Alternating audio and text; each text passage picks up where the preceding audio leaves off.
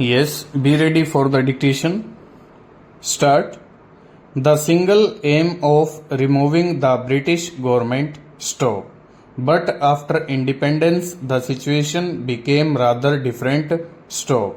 It is natural that after the achievement of freedom, there would be different interests and different ideologies represented in the press just as they are represented in parliament. Stop. Therefore, to expect the press in India to support the party in power on all issues would be unfair and unrealistic. Stanza.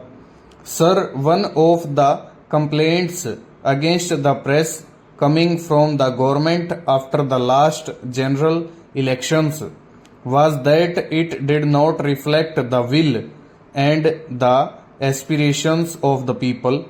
Stop. And that it has represented the monopoly interests. Stop.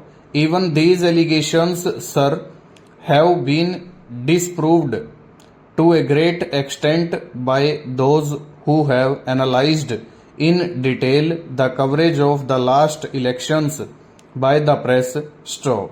The fact is that a kind of distrust of the press has grown in the ruling party and in government circles.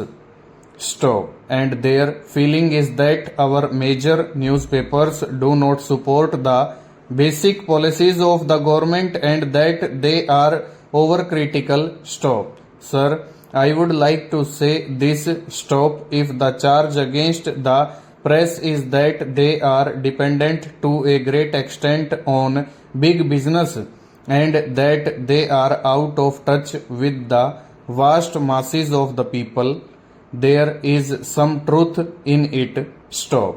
But can't it be said about many of our political parties? Stop. Can't we say that the Congress party has links with big business?